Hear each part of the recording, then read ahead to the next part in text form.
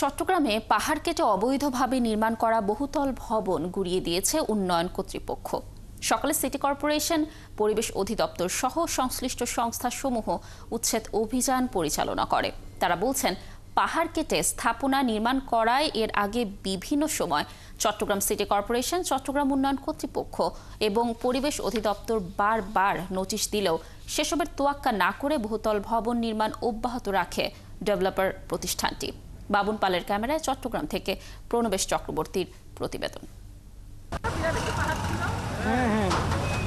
চট্টগ্রামের আসকার দিঘির পার এলাকায় রাস্তার পাশেই তৈরি করা হচ্ছে বহুতল এই ভবন। অভিযোগ উঠেছে, যার পুরোটাই নির্মাণ করা হয়েছে পাহাড় কেটে। নির্মাণাধীন ভবনের পেছনের অংশেও খাড়াভাবে কাটা হয়েছে পাহাড়। স্বপ্নিল ফ্যামিলি নামে একটি আবাসন সংস্থা গড়ে তুলছে এই ভবন। অবৈধভাবে পাহাড় কাটায় সোমবার দুপুরে প্রকল্প এলাকায় অভিযানের নামে চট্টগ্রাম উন্নয়ন কর্তৃপক্ষ। আমরা বারবার চিঠি দিয়েছি, কিন্তু তারা কোনো রকম বার্তায় ঘটেনি। তারা হাইকোর্ট থেকে নিষেধাজ্ঞা এনেছে। এখন নিষেধাজ্ঞা হাইকোর্টের আইন তো আমাদেরকে মানতে হবে এবং আমরা মেনেছি। তারপর আমরা ফাইট করেছি।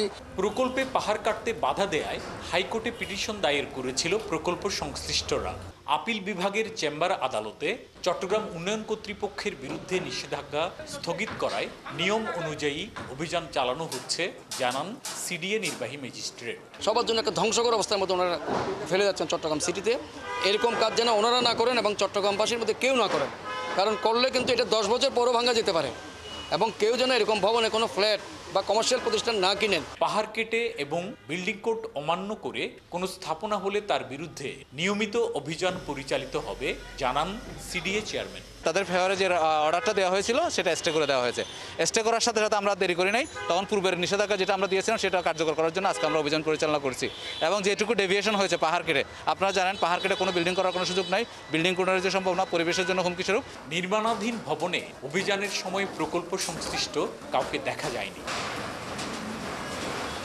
প্রণবেশ চক্রবর্তী, ৭১, চট্টগ্রাম।